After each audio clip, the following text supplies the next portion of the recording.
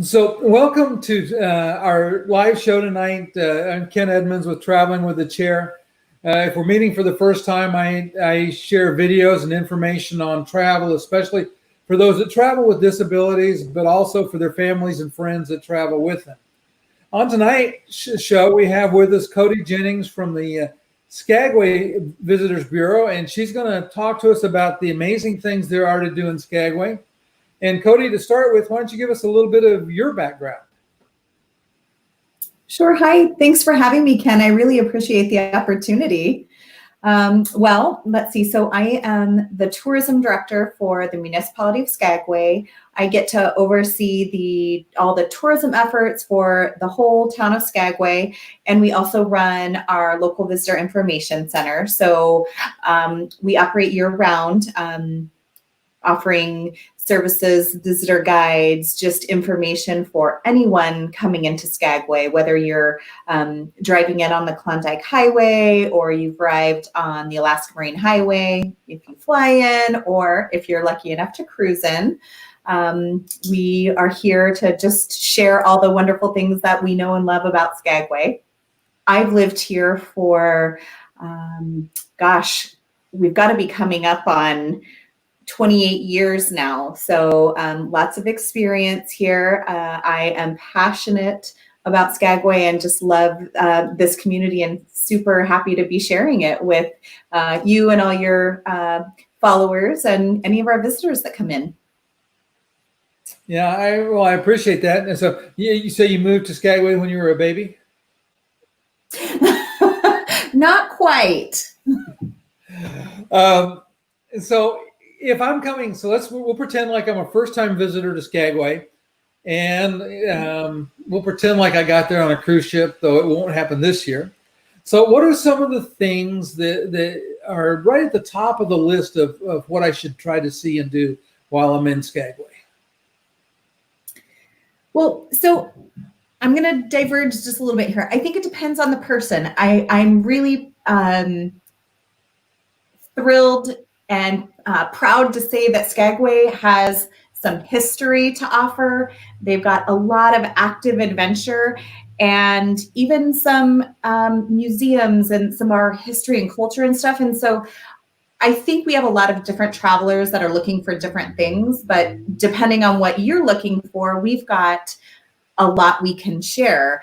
Me, for example, I'm passionate about hiking. So we've got trails that are right here in our downtown core that somebody could walk off of ship or just come in and go on a day hike. Or as far as our history goes, a lot of people don't know this. We're in the middle of national park. So the Klondike Gold Rush National Historic Park.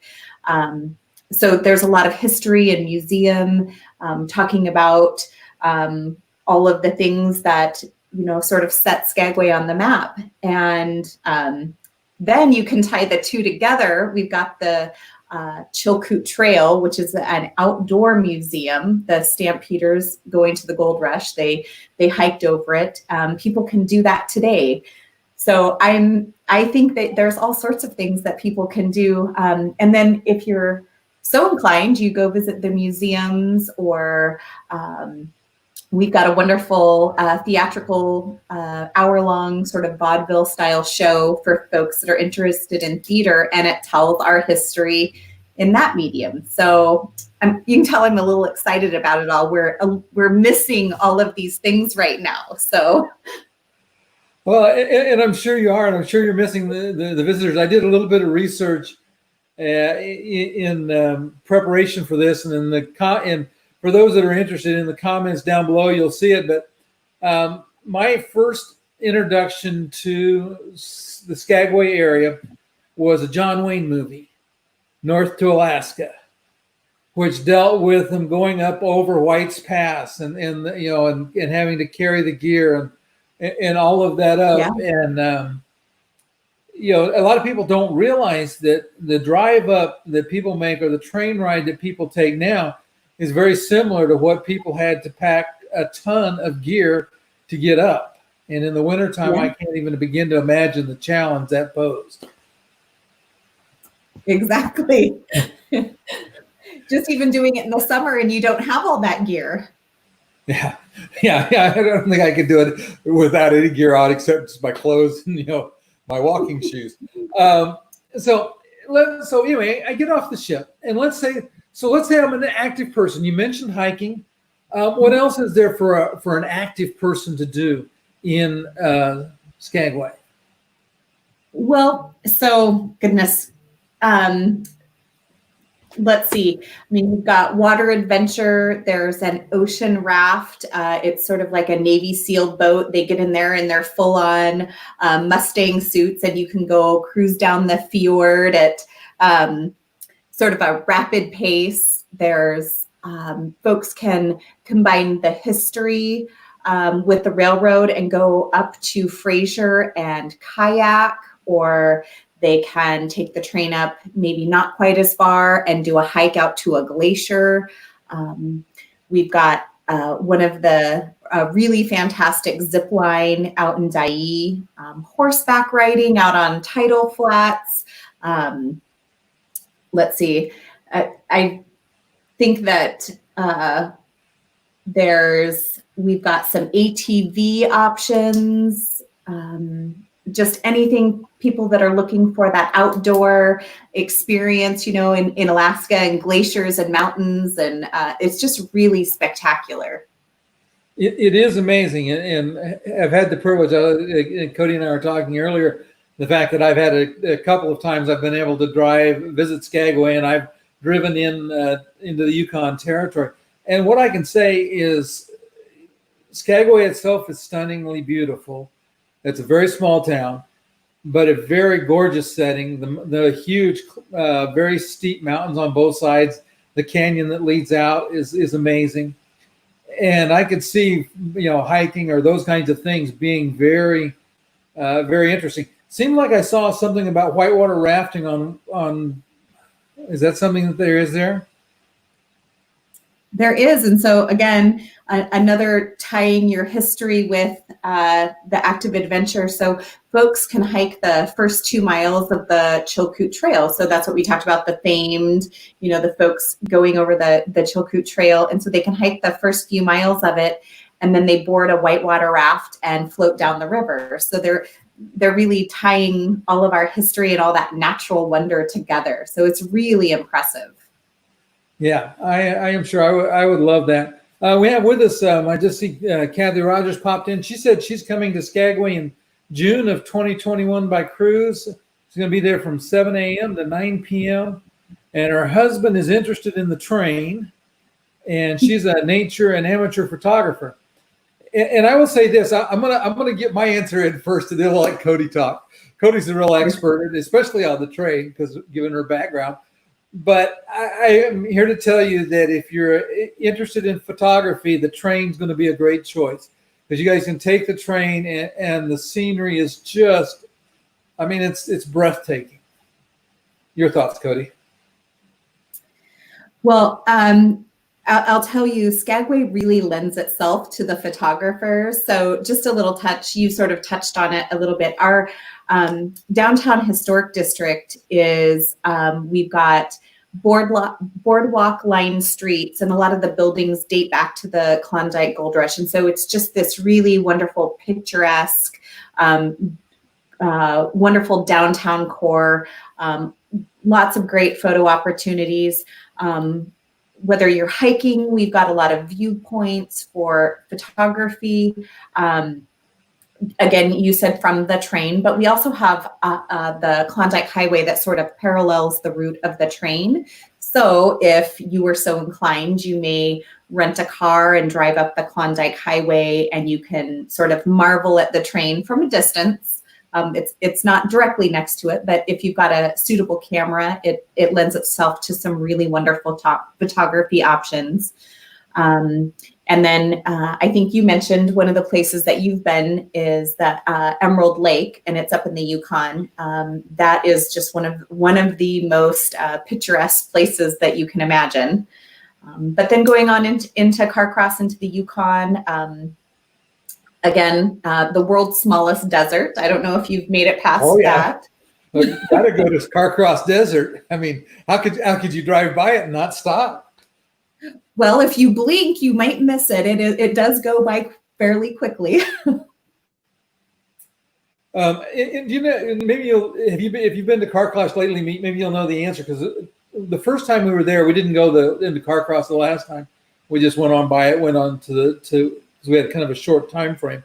They used to have in the park there, they had the world's smallest operating steam engine that had been like in a mine. It was I mean, it's little itty bitty. It was maybe this high to me. And is that still there? Do you know? Or that was an interesting thing to take a picture of. I'm fairly confident that it is still there. I believe the railroad had just some restoration in the sense that it's still there, making sure that it's still visible for folks. I don't believe it's ever going to be in working order, but it is still there in the Carcross Community Center. They've done a really wonderful job of, they've got some great stores and dining options. So it's a really popular place for people that are on the highway. I will note, at some point you do cross, when you go on the highway, you do cross into Canada. So folks that are interested in do that really must have a passport with them. Yeah. And just a quick word of caution there too, is if you're going into Canada and you had any recent cases where you might have been charged with something like driving under the influence or disorderly conduct, there's a lot of different things that can get you excluded from Canada. So you just want to take the precaution, if there might be anything that would raise a red flag, of dealing with it ahead of time. You can get a hold of the Canadian consulate. There's a little fee and you can pay that and try to get the issue resolved so that you don't get turned around at the border. There's been people that lost vacations because of it. But yeah, that drive in, like I said, Emerald Lake, and it's really funny because we've seen it in two different conditions. On a cloudy day, it's really pretty. On a sunny day, it is stunning. You know, the difference in the daylight is just huge. We went, you know, like I said, the first part of June last year, we had a really nice sunny day. It was windy, so we didn't spend a lot of time at the Carcross Desert because you could get sandblasted pretty good. But it was, the view from Emerald Lake was just amazing. The other thing that's along that drive that's for somebody that likes pictures is the suspension bridge over, and I don't know the name of the river there, but it's on the right as you go in a little ways, and it goes right across the river, and there's some viewing areas and stuff. We stopped there. That was pretty amazing. The river's kind of right down below you, and they're pretty good size. Pretty quick moving river. I don't know how deep it was, but I didn't want to go wading in it. No, I don't think anybody does. You'd have a hard time accessing it. So if you're in the water, it's probably not a good thing. Yeah, that's kind of what I'm thinking too. Okay, so let's kind of reset, and we'll pick on my wife for example, because my wife travels with a wheelchair, and while she's not bound to the wheelchair, she uses it for distance, and for if she's not riding in it, she uses it as a walker, kind of dual purpose. So from an accessibility standpoint, what are the things? I mean, obviously the car trip worked well for her, but what are the things that in and around Skagway that work well for people that have mobility challenges? So Skagway is really, I think, has done a really good job as far as making things accessible. Our town is, for the most part, fairly flat. So navigating our streets, we've got the boardwalks that in some instances may be a little more challenging. I think for some of the motorized scooters, their tires are a little bit shorter. Sometimes that maybe they're not as smooth going. We have, for folks that are coming off of a cruise ship, we have a municipal shuttle that are wheelchair equipped for folks that have mobility challenges. I know the railroad also has lift cars for folks that need that. And I think a lot of the tour operators make concessions where they can. Obviously, some of them, we mentioned the hiking and floating the river. That may be a little bit more challenging. But again, we've got the theater is a great option. A a lot of folks are interested in that sort of way to get that messaging or that history. We've got a wonderful, I'm at a loss for a word, a show garden here in town for the folks that are interested in the railroad. They actually have a full model train that runs through this garden. And it's a certified organic garden. So they do that and then have some glass blowing for folks.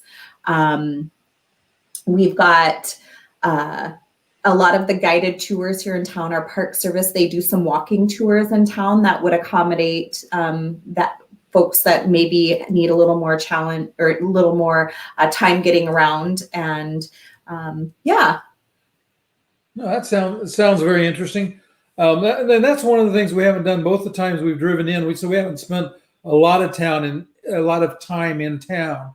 And so I think on our next cruise, that's one of the things that I want to do is I would love to go to the museum, that deals with the history of the Klondike Gold Rush. And, I think you said it was a national park museum that was there.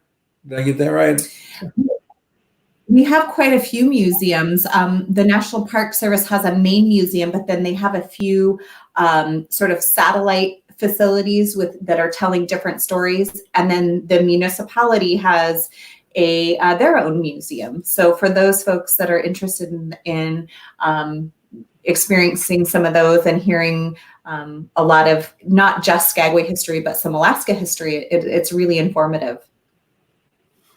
Yeah, like I said, I look forward to it, and they got distracted here for a second. We have Pam Wheatley joined us as well, so thank you, Pam, for joining, and Kathy.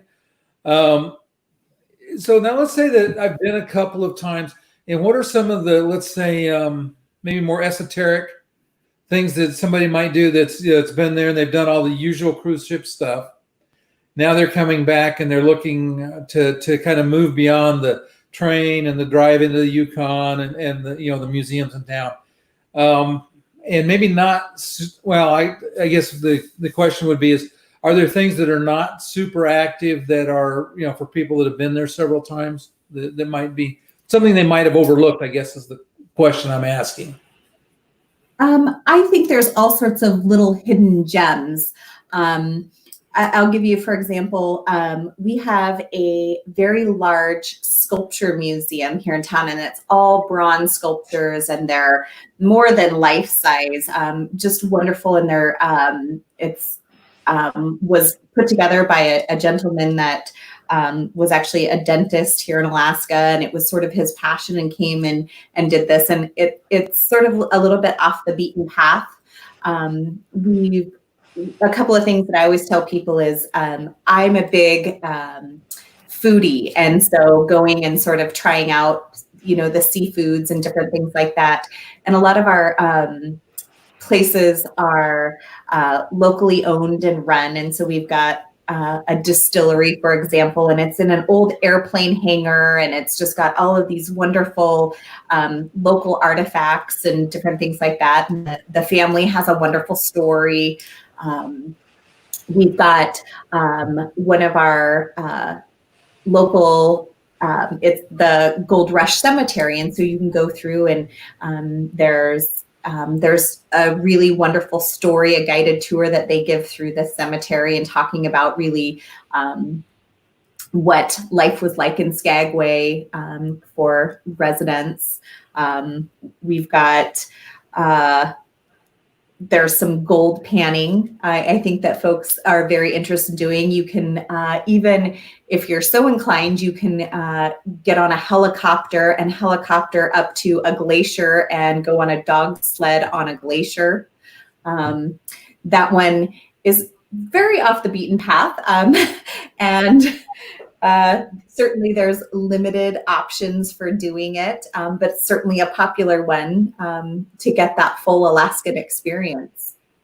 Yeah, in fact, I think because when we were on the Jewel there, it seemed like there was just right next to where we docked, there was a whole bunch of helicopters lined up that were doing some sightseeing. So besides sightseeing to the glacier and the dog sled, what else do they do on helicopters there? Or is that it?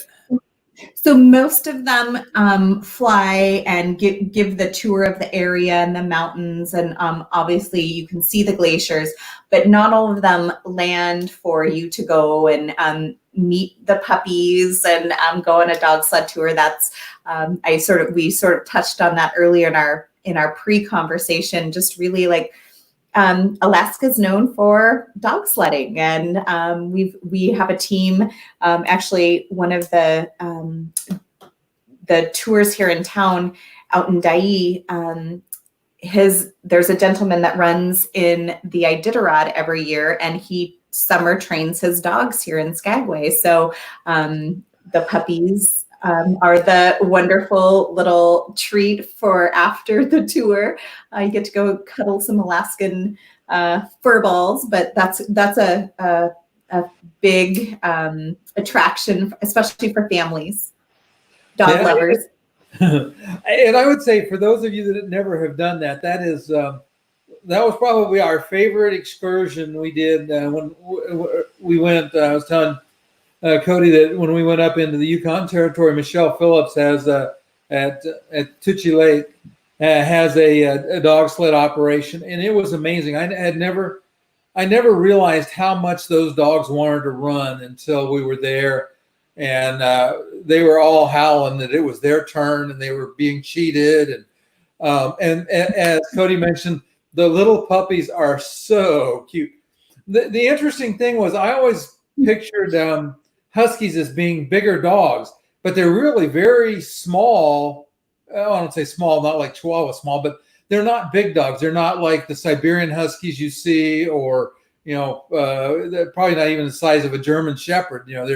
They're smaller dogs, but they sure wanted to run, and they sure had fun. In fact, they wanted to run so bad that when we were loading in the little UTV they were going to pull, they had to put chocks on the wheels, put it in gear, and put the brake on to keep the dogs from dragging it off. That's how bad they wanted to go. The dogs are very passionate about running up here. Yep, it's amazing. Okay, so for the train, is there a couple of different options? I'll pick on your brain from your railroad time. So what are the options if you take the train up in toward the Yukon Territory? Do you have multiple choices, or is it just one trip that it makes round trip? So you have a couple of options, but it depends what kind of time you want. If you want to actually spend some time in Skagway, if you brought your passport. Now, I'm not going to speak to their schedule because they've changed their schedule up, and I'm not quite as proficient in it as I should be. But so their main tour is their summit excursion, and so that tour starts in Skagway, goes up to White Pass, and then they turn around and come back. It's their most popular one. It lets people get the experience and the spectacular scenery and a sense of sort of how this railroad came to be. The other option is their Fraser excursion. And so you would take the train up to Fraser, and you would get off the train and potentially board a bus to the suspension bridge you mentioned, or into Carcross to the dog sledding that you mentioned. So you can sort of pair that with some other tour options. The final one is their Carcross run. And so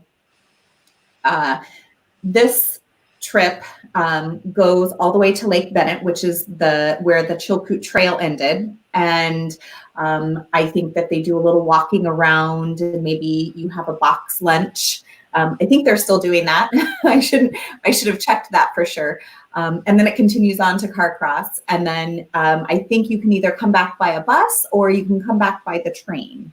So there's a few options. Obviously, the first one is the shorter, and then they get exponentially longer as far as the day goes. But each of them is really is sort of its own experience. Yeah, and I can see that because just in the two times we've driven in, the territory and the scenery changes so much from Skagway. By the time you get to Emerald Lake, it's like you've been through 3 different climate zones. I think that's probably pretty true, because you go up above the tree line, and we were talking earlier about the fact that there are places that there are trees growing out of rocks, and you just kind of wonder, how the tree got there and how it's managing to survive. And then you drop back down into lakes and rivers and forest. So it's like I said, it's an amazing trip up there. Okay, so Pam said her husband. Go ahead. So the one thing I did forget to mention, and I don't know what this will look like next year, but they also do have their historic steam engines. And so for most people, this is sort of really like what people imagine for like historical railroads. It's not, they're very unique, very impressive to watch. With the steam, and you see their gears moving along, and it really is impressive to see. So they do an excursion. I don't think it's every day of the week, but a couple of days a week. So if you're interested in that's a treasure to see. That sounds like something that I would love. I'm a huge train fan. I love trains, but it comes naturally. My grandfather was an engineer for the Santa Fe Railway back in the around the turn of the century. And then I had an uncle that was an engineer. I had some cousins that worked for the railway in different capacities. I almost got to go to work for the railroad, but my eyes were too bad. So then Pam says her husband is going to love Skagway. I said, Skagway is one of my favorite stops. I really enjoy Skagway. I think it's just a gorgeous place. And it's interesting, I don't think the captain mentioned it this time, but the first time we were there, you're tied up at the dock, right up, and in that case, we were tied up right up against the mountain. And the captain said that that right up there against the dock, there was like 350 or 400 feet of water underneath the ship. And I mean, we're snug up on the ground, and the water, he said, was like 400 feet deep underneath it. These canyons, like I said, the walls where the glaciers have cut them are just amazingly steep. Yep. So this is the deepest fjord in North America. Oh, wow. That was something I didn't know, something I didn't find in my research. I'll have to put that in the notes. So you mentioned seafood there. What is the specialty? Because I can know in and around Juneau that salmon, or in Ketchikan, both salmon tends to be a big deal. Of course, king crab in Ketchikan, everybody knows, or not Ketchikan, but in Juneau, everybody knows about Tracy's Crab Shack. So if we wanted something that was local to Skagway, what kind of seafood would we get, or where would we go? Well, so given our proximity, the northernmost point in the Lynn Canal, we don't have a lot. There's not a lot of specialties here. We do get shrimp, crab, salmon, but I will say one of the favorites in our community is halibut. You'll find that served in most places in a variety of forms. One of my personal favorites, I have to say. I think I would choose it over anything and you've got lots of options. I mean, you can sit down on the waterfront. There's a couple restaurants down there. There's some in town, some more bistro-like. I think there's even an outdoor seafood shack, and just really popular, a little bit off the beaten path, and lots of options for you. Okay, I'll have to check it out because I am a halibut fan. Though my favorite is ocean run salmon grilled over like alder or something like that. That is just to die for good. Now, most people have never eaten really good salmon unless they've lived in the Pacific Northwest. I lived in California for a while, and we could get ocean run salmon. We're kind of where the south end of the salmon fleet went, and they'd bring them in and offload them in Morro Bay. And you could get that and cut it up in steaks and put it on the grill, and it'd flare up like a ribeye or a T-bone or something because it had so much fat and marbling, and the taste is incredible. The farm raised stuff they call salmon is not real food. You are making me hungry. It's dinner time here. I'm sorry. And I don't have salmon on the menu tonight. I got spoiled when we were in California, and I was, like I said, it's amazing. Okay, so let's give Pam and Kathy a chance. Any last questions, Kathy or Pam, before we go here? I'll give you a minute because I know it takes a little bit of delay. What I would say is for those that are watching, I really appreciate it. If you're watching it on the replay, you can put any questions you have down in the comments. And if I don't know the answer, I know how to get a hold of Cody. We'll try to get you answers. Like I said, it's an amazing place to visit. Pam said she had to watch first because she came in late. My schedule and her schedule don't work really well together. But she is a regular who's showing up for the show, and I really appreciate it. But what I was going to say is it's been a real pleasure. I am sure that any of you that are watching that are looking at going to Skagway, check out the visitor's guide. There'll be some links down below. I'll post in the visitor's guide and the tourist bureau up there and places you can get information. Like I said, and just plan on having a great time because, like I said, Skagway is an amazing place. If I can get you to hang around for just a second after I close this out, I really appreciate you being with us tonight, Cody. For those that are watching, and if you haven't subscribed, please do so and go ahead and hit the like button. Makes me feel good if nothing else. And we'll see you guys next week. Thanks for having me, Ken.